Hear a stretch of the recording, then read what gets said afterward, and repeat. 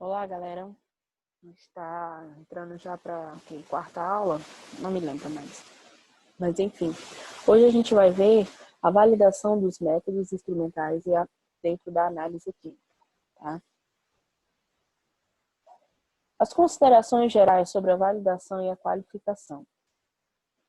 Elas são indispensáveis, tá? Para que os trabalhos executados dentro de um laboratório mereçam a confiança, sendo qualquer atividade humana suscetível de erros. Eles devem ser tomadas precauções para diminuir a probabilidade que ocorram os erros. Admitir-se que o laboratório deverá dispor de meios humanos que, além de serem em números suficientes, eles são devidamente também competentes e qualificados. E isso você já consegue diminuir aí erros de instrumentos de medidas usados dentro dos ensaios, sistemas de aquisições e também os tratamentos de dados e os métodos de insights. Lembra que quando a gente falou sobre a questão dos erros, né, todos os erros envolvidos para que eu tentasse de uma forma evitar todos esses erros, de forma que eu consiga, né, ter uma validação dos meus resultados, ou seja, ter mais confiança nos resultados finais, depois da mensuração dos dados envolvidos ao serem analisados as amostras. Tá? Então, se eu conseguir, né, pessoas capacitadas, equipamentos que tenham uma boa manutenção, seguir o passo a passo corretamente, eu consigo aí mitigar alguns erros, alguns tipos de erro e ter uma chance maior, tá, de obter resultados mais confiáveis. Dentro de um laboratório, tem que se assegurar que os meios materiais e humanos eles são adequados para a realização dos ensaios, com relação à qualificação e números.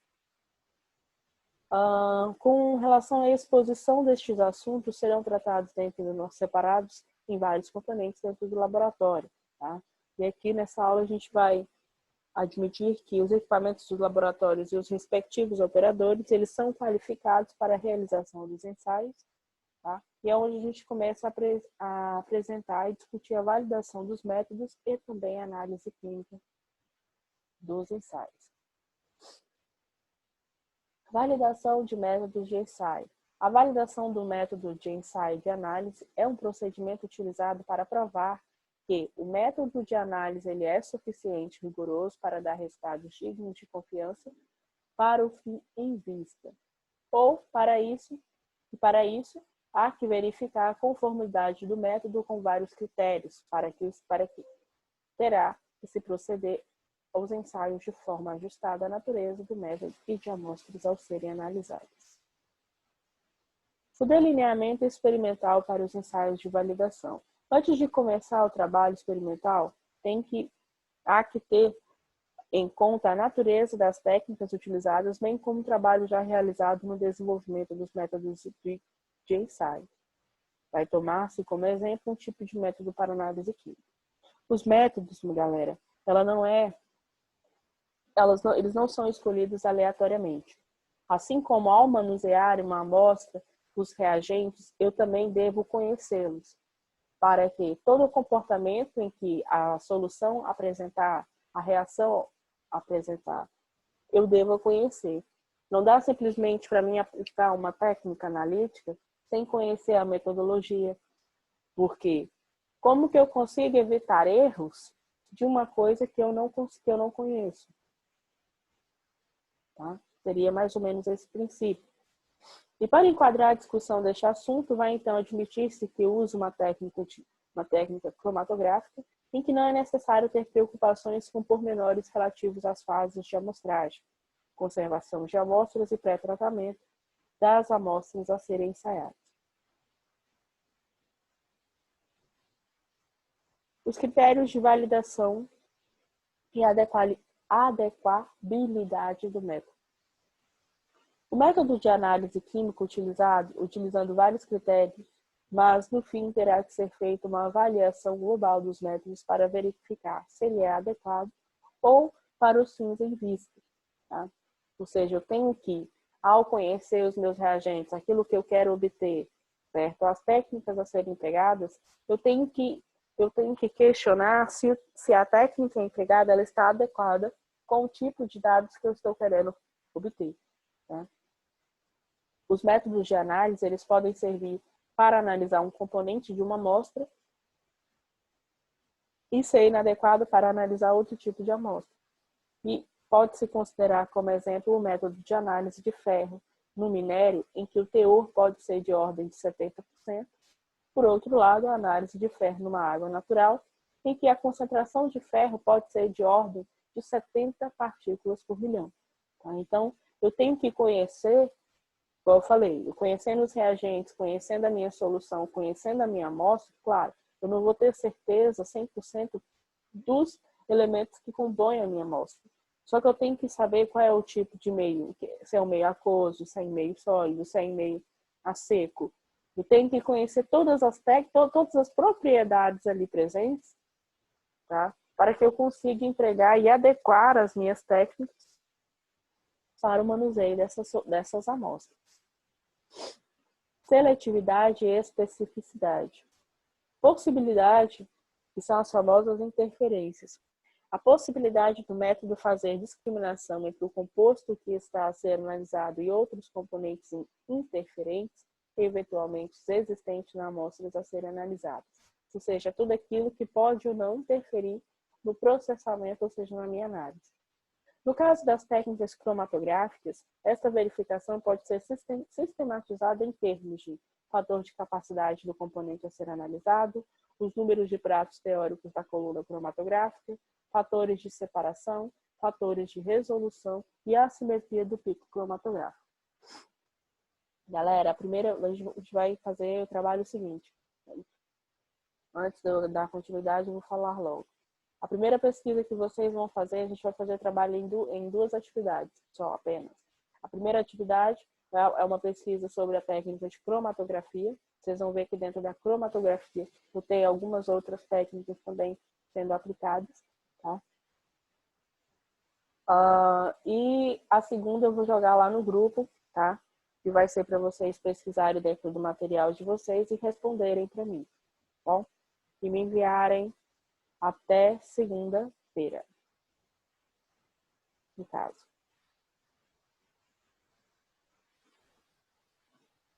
Então, eu tenho que considerar diversas características dentro da técnica que eu estou empregando. Aqui ele está falando sobre a técnica de cromatografia, quais são os fatores, tá, que são verificados aí dentro do sistema. Um dos fatores também que eu tenho que envolve dentro de uma análise é a linearidade dos dados. Tá? Como sugestão, ao ensaiar soluções padrões em diferentes concentrações situadas, por exemplo, numa gama de 10 a 150% de concentração que se prevê existir na amostra. Verificar se existe uma relação linear entre os valores medidos e as concentrações apresentadas. Observar o aspecto da curva de calibração, o cálculo de regressão linear. Prestar atenção aos resíduos em valores relativos e verificar também os desvios em relação à reta e mínimos quadrados, eles serem superiores a 5%. Essa parte aqui de linearidade, ele está se referindo à parte não só de calibração do equipamento, mas também com os dados obtidos, para estimativas de dados. Tá? Relativamente a este tratamento, ele pode se discutir se inclusão ou não da origem dos pontos experimentais, no caso de haver indícios de desvio de linearidade experimentar ajustamento não lineares pelo método dos mínimos quadrados e testar os resultados por critério estatístico. Existem normas como, por exemplo, o ISO, tá? A norma ISO, normas do Inmetro, são normas que pré-estabelecem como devem ser feitos, como que devem ser exercidos os métodos, tá? E também a forma com que os dados devem ser mensurados. Tá? Na maioria das vezes, opta-se por estabelecer a gama de trabalho em uma zona de linearidade e diluir a amostra se for necessário.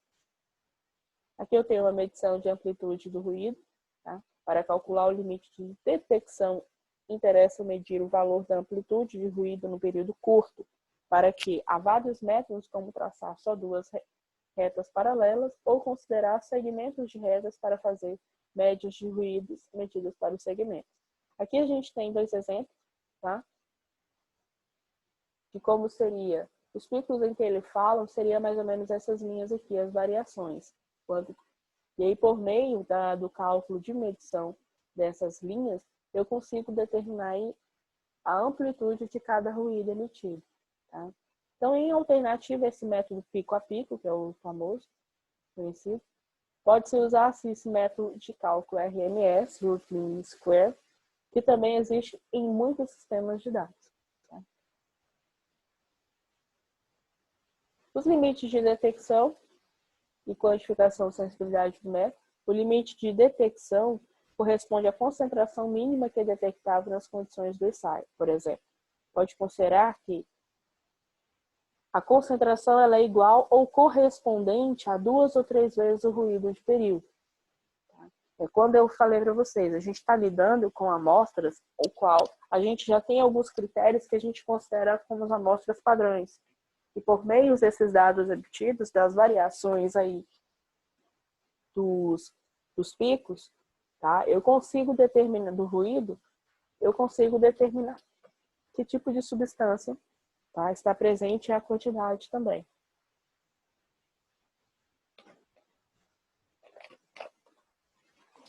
O limite de quantificação corresponde à concentração mínima que é quantificável nas condições do ensaio. Pode ser considerado igual à concentração correspondente a 10 vezes o ruído do período curto. Essa é a forma de quantificação dentro do processo de pico a pico. Sensibilidade do método, tá? Ele apresenta uma declive de reta dentro da calibração. A precisão ela corresponde a uma medida de concordância entre os valores obtidos por uma aplicação do método em análise, tá? Sendo que esse método ele é repetido várias vezes dentro de uma mesma amostra. De uma mesma amostragem. Nos ensaios para estudar a precisão, há várias etapas e começa-se a avaliar a repetibilidade, tá, dos resultados obtidos, em sequências de análise realizadas para a mesma amostra no mesmo dia, pelo mesmo operador, com os mesmos reagentes e no mesmo equipamento. Ou seja, repetibilidade nada mais é que a técnica empregada para que eu possa conseguir, eu consigo repetir aquelas mesmas técnicas com os mesmos reagentes, tá? Às vezes pode ser que mude ou não o operador, um laboratorista, mas nem sempre, tá? A repetibilidade é a repetição das técnicas empregadas dentro de uma mesma amostra. Se os resultados forem considerados satisfatórios, passa-se para o estudo de precisão intermediária. A precisão intermédia, ela faz um estudo para avaliar a precisão intermédia, faz um estudo intralaboratorial, ou seja, dentro do mesmo laboratório, em que as análises das amostras elas vão ser repetidas em dias diferentes, por diferentes operadores, com reagentes de origem diferentes e, eventualmente, com equipamentos diferentes. Tá? Então, essa precisão intermédia é quando eu pego uma mesma amostra, dentro do mesmo laboratório eu vou utilizar operadores diferentes, vou utilizar reagentes de origem diferentes e dias diferentes, tá? É tudo diferente dentro do laboratório, de forma com que eu consiga obter uma precisão intermédia. Finalmente, a precisão do método terá de ser avaliada mediante os ensaios interlaboratoriais, organizados por instituições dignas de confiança, em que se parte de uma quantidade suficiente grande de amostras e é enviado a diferentes laboratórios, onde vai ser analisados pelos métodos usados nesses laboratórios. No fim, é feita uma análise estatística do conjunto de resultados, que é dada a conhecer aos participantes, mas mantendo confidencialidade e identidade dos participantes. Tá? Dentro dos interlaboratoriais, eu já vou partir para um outro laboratório, o qual as pessoas envolvidas, ou seja, as pessoas que vão manusear essas amostras, elas são pessoas que são mantidas sua identidade oculta, de forma a evitar que haja erro. Tá? Isso é um pouquinho parecido, às vezes, até com alguns testes de DNA, quando há alguns conflitos.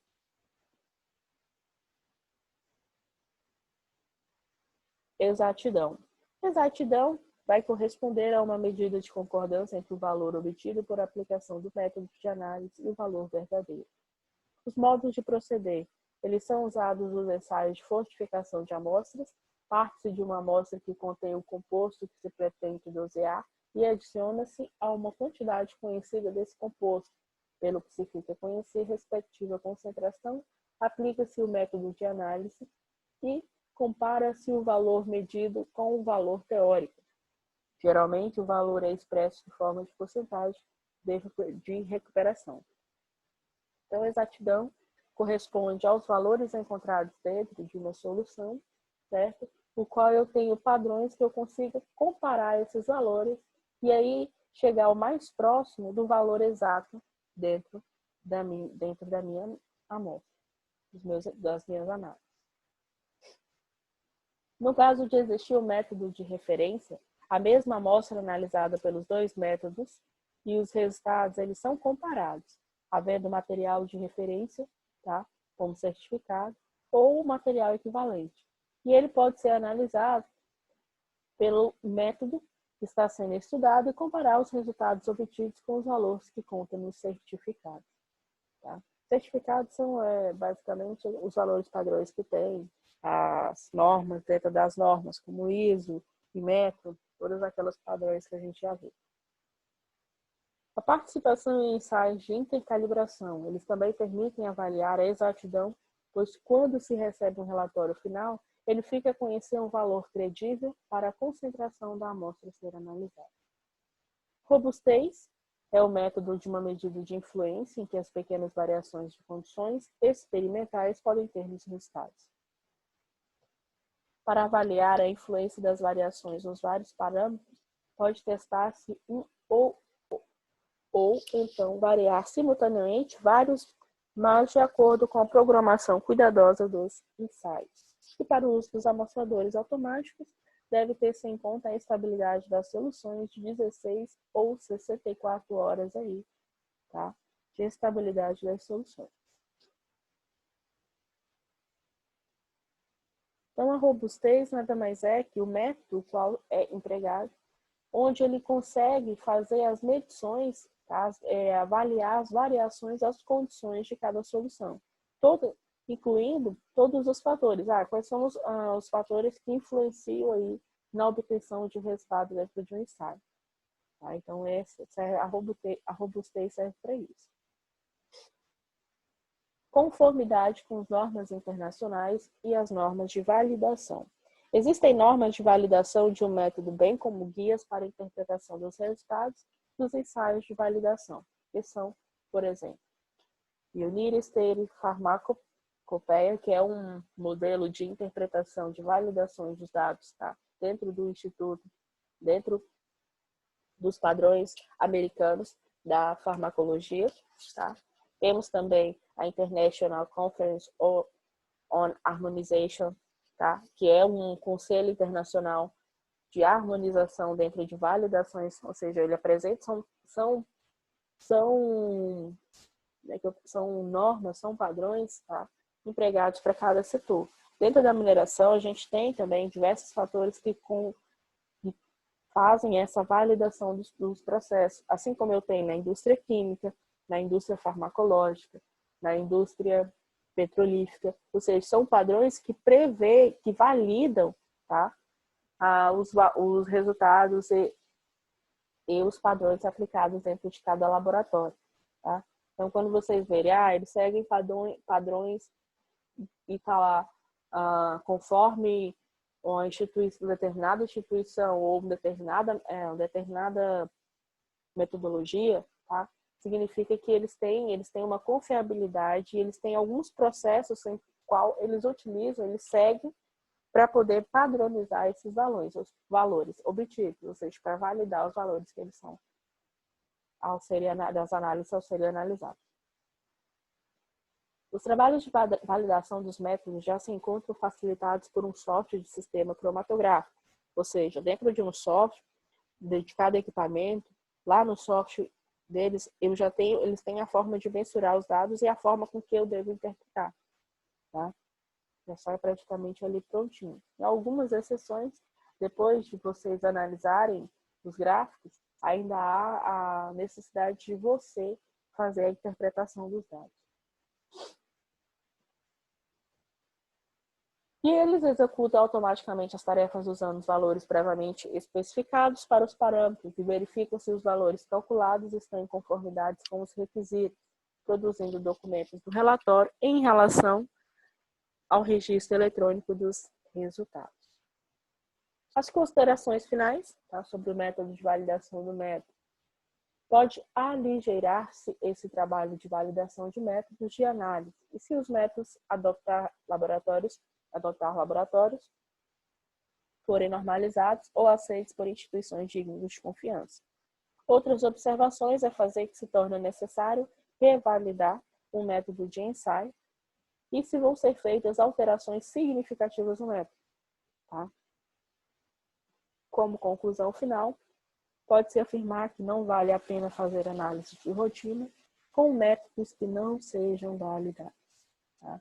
Não é simplesmente eu começar, tá, a aí a análise aleatória, sem simplesmente eu dar continuidade aí, sem saber, sem conhecer os tipos de reagentes, tá? Seria mais ou menos isso. Deixa eu abrir aqui a próxima aula.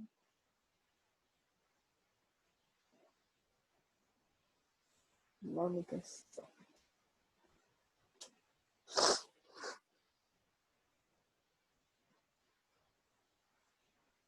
Nosso próximo conteúdo seria a manutenção, os tipos de manutenção que a gente pode empregar dentro dos equipamentos, tá?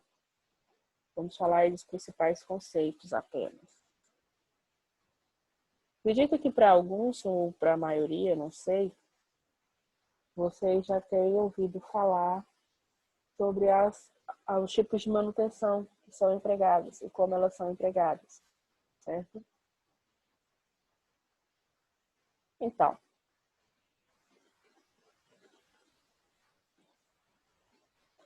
o homem da manutenção, ele sente-se bem quando executa um bom reparo.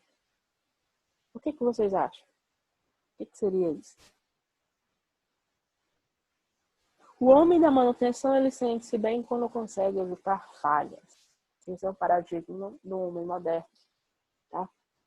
Esses dois questionamentos aí estão relacionados, gente, com os tipos de manutenção. Há aqueles tipos de pessoas, as manutenções que são relacionadas à prevenção ou aquelas manutenções que são utilizadas para correção. Ou aquelas ainda em que eu consigo prever quando e como o equipamento vai adquirir falhas ou vai quebrar. E em cima disso eu consigo já propor correções em cima dela. Tá? Medidas que possam mitigar essas situações aí. Então, nisso aí a gente tem 3 tipos de manutenção: corretiva, preventiva e a preditiva. Eu tenho os tipos de manutenção, igual eu falei para vocês agora. Eu tenho a manutenção planejada, manutenção não planejada. E aquilo que não é planejado é aquilo que eu espero quebrar e acontecer, que é a manutenção corretiva. Manutenção planejada, já tenho 2 tipos de manutenções planejadas. A preventiva, que é aquela que eu faço diariamente, né?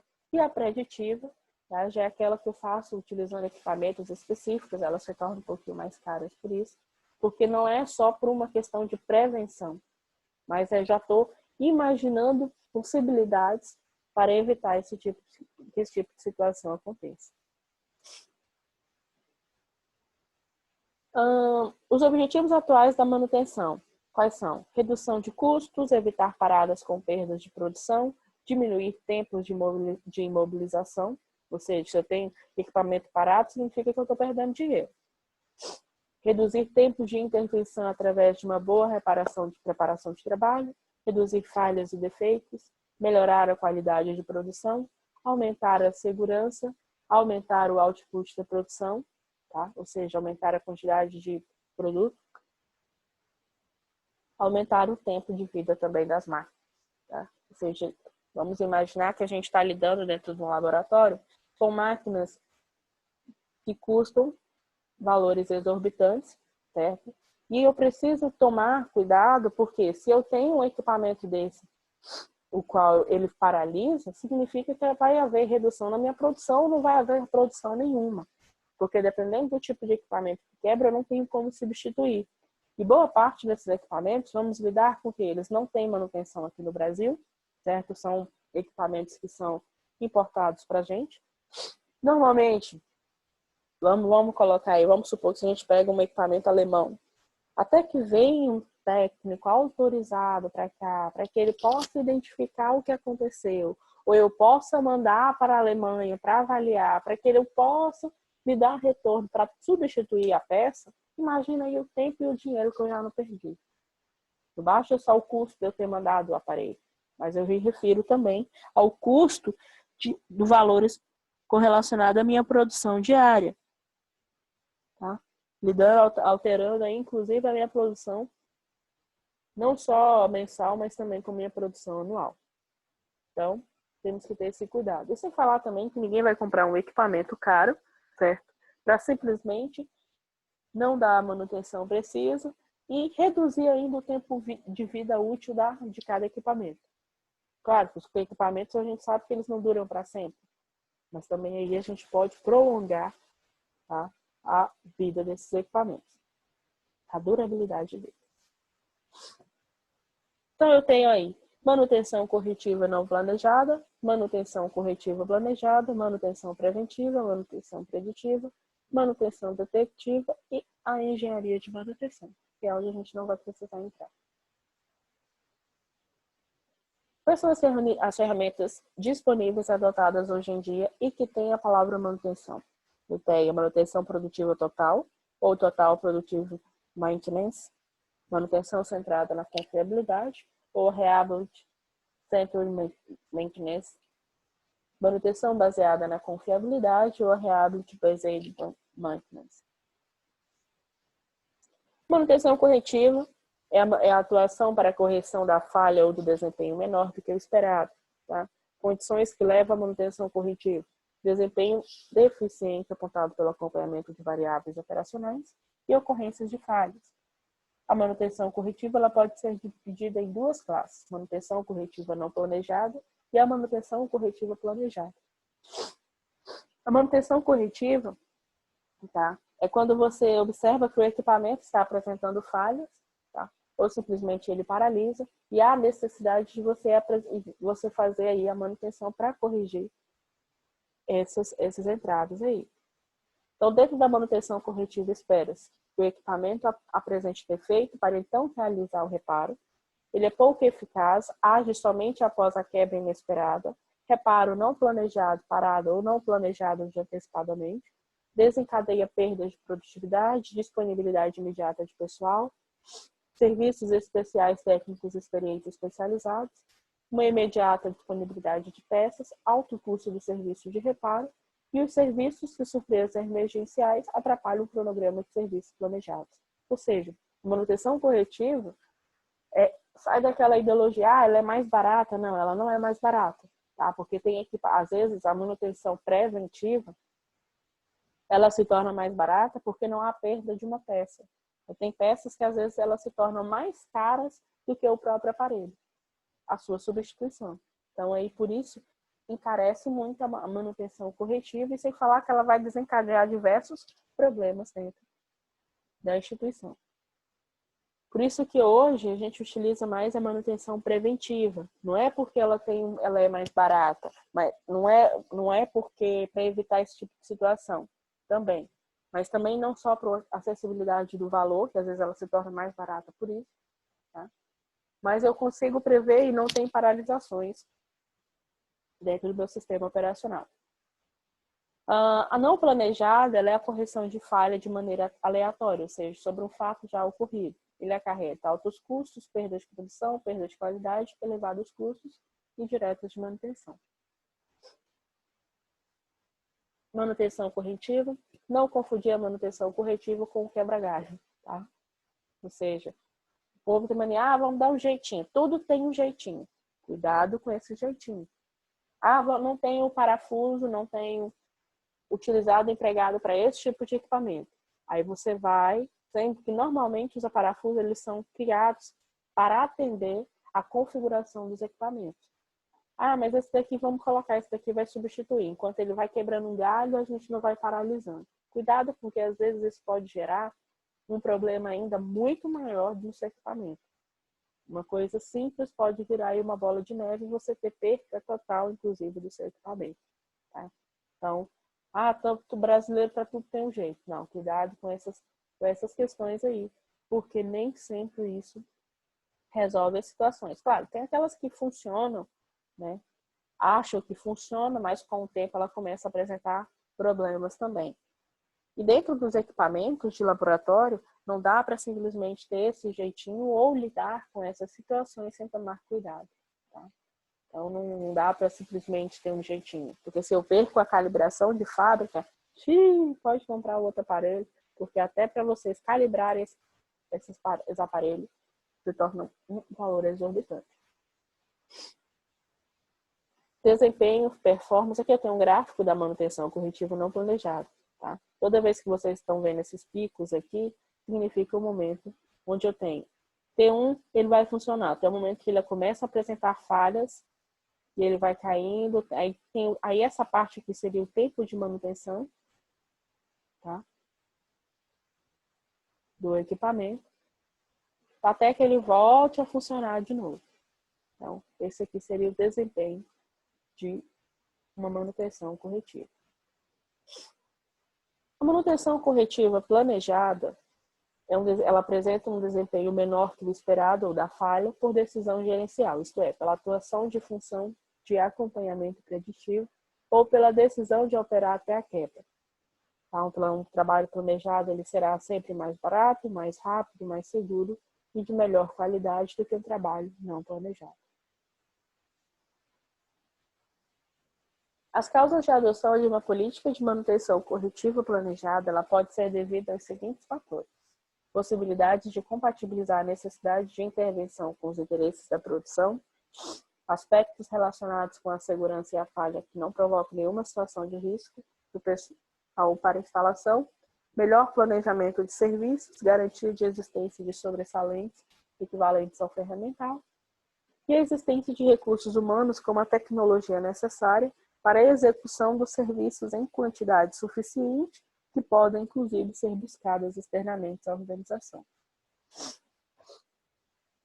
Quanto maiores forem as implicações das falhas de segurança, pessoal e operacional nos custos intrínsecos dela, os compromissos de entrega da produção maiores serão as condições de acordo com a política de manutenção corretiva planejada. A manutenção preventiva é a atuação realizada de forma a reduzir ou evitar a falha ou a queda em desempenho, obedecendo um plano previamente elaborado, baseando em intervalos definidos pelo tempo. Pode ocorrer a substituição de componentes em condições de uso, podem ocorrer falhas entre os períodos planejados devido a uma falha humana ou uma falha de sobressalente. Manutenção preventiva, com o tempo, as indústrias elas foram se conscientizando de que a máquina funcionava interruptamente até quebrar. Isso acarretava vários problemas que poderiam ser evitados por uma simples parada preventiva para a lubrificação, troca de peças gastas e ajustes de contornos e componentes.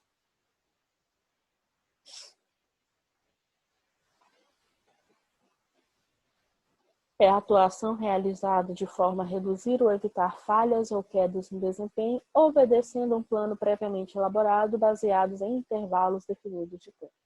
Tá? Ou seja, aquela manutenção em que diariamente, eu chego, vou fazer calibração, vou trocar soluções, vou olhar se está nivelado na bancada, vou fazer limpeza, tá? Isso é uma manutenção preventiva. Os seguintes fatores deverão ser levados em consideração para a adoção de uma política de manutenção preventiva. Quando não for possível a manutenção preditiva, os aspectos relacionados com a segurança pessoal ou de instalação que tornam mandatória a intervenção normalmente para a substituição dos componentes. por oportunidades em equipamentos críticos de difícil liberação operacional, riscos de agressão ao meio ambiente e sistemas de complexos e de operação contínua. As manutenções preventivas dividem-se em intervenção de inspeção, que ela é algo visual, tá? Utilizando os 5 sentidos, cheiro, olfato, paladar, audição, visão.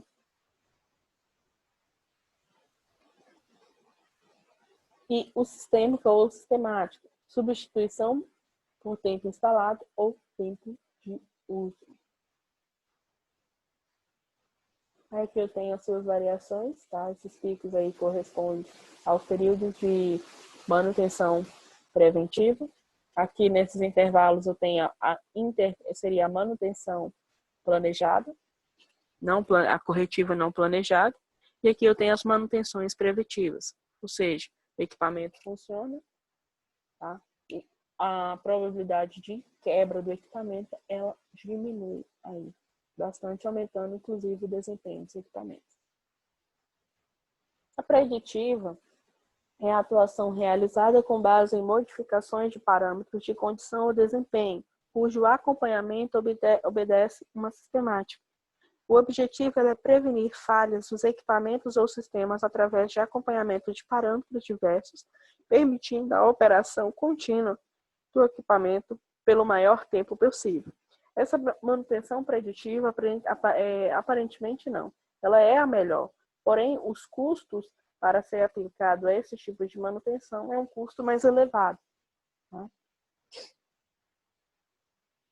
Ela é a atuação realizada com base em modificações de parâmetros de condição ou desempenho, cujo acompanhamento obedece a uma sistemática.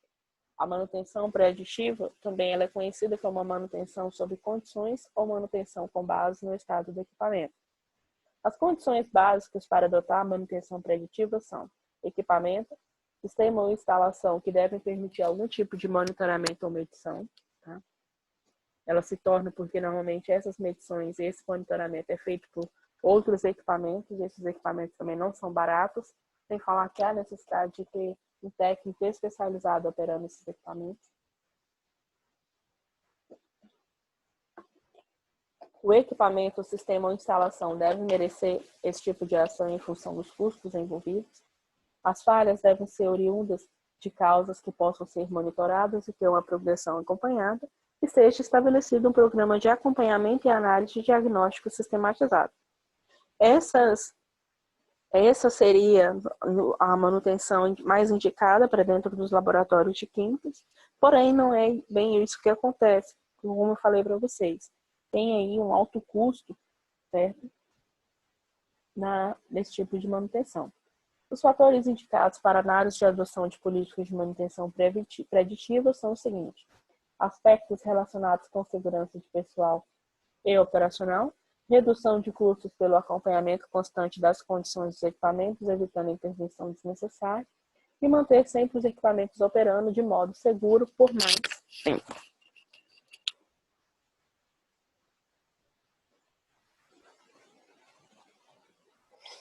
Os objetivos esperados dentro do plano de manutenção preditiva é determinar antecipadamente a necessidade de um serviço de manutenção de uma peça específica de um equipamento, eliminar desmontagens desnecessárias para a inspeção, aumentar o tempo de disponibilidade dos equipamentos, reduzir o trabalho de emergência não planejado, impedir o aumento dos danos e aproveitar a vida útil total dos componentes de um equipamento.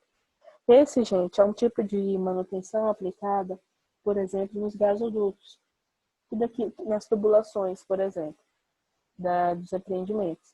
Se eu não aplico um determinado tipo de manutenção preditiva e o tipo de fluido que circula dentro dessas tubulações pode gerar consequências irreparáveis, tá? É o tipo de manutenção aplicado em caldeiras, tá? Ou então nas usinas nucleares. Tá? Em algumas manutenções são feitas também de algumas fábricas que lidam com substâncias tóxicas. Tá? É o tipo de manutenção empregada. O ideal seria para todos os tipos de empreendimentos, porém vocês viram aí as questões dos entraves. Tá? que estão acometidos aí dentro desse tipo de manutenção.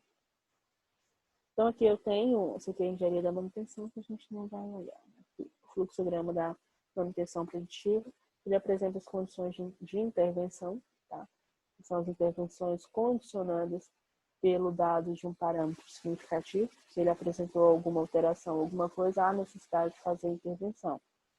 Os dados dos diagnósticos, tá? Eles permitem que os recursos utilizados permitem a análise da evolução dos parâmetros de funcionamento, e as aplicações otimiza custos dos materiais substituídos um pouco.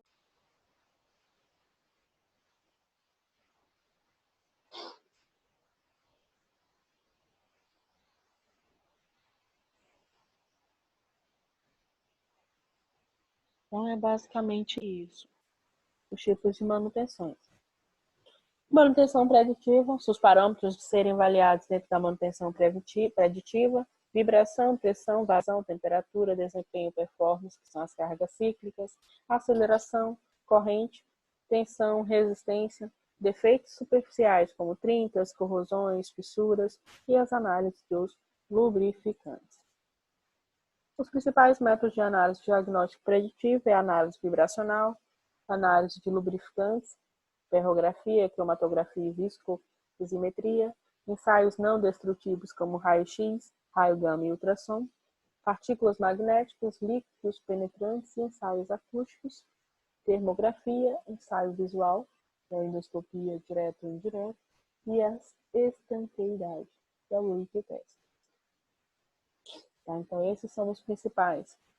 Muitas vezes, a prática corretiva da manutenção preditiva também ajuda a reduzir o custo da manutenção preventiva. Ou seja, eu tenho que adequar ao tipo de manutenção, ao tipo de atividade que eu estou desempenhando. Então, é basicamente isso, galera. Tá, eu vou postar para vocês a atividade lá no grupo. Vocês façam e me entreguem o quanto antes, tá bem? Com isso, vai ficar o último conteúdo da próxima aula, tá? Que é o conteúdo sobre os dados, tá? A avaliação dos dados estatísticos dentro de uma análise. E aí, com isso, a gente encerra a disciplina de Química Instrumental. Dúvidas, mandem para mim no WhatsApp, vocês têm aí, ou lá no próprio grupo de vocês, tá? Então é isso.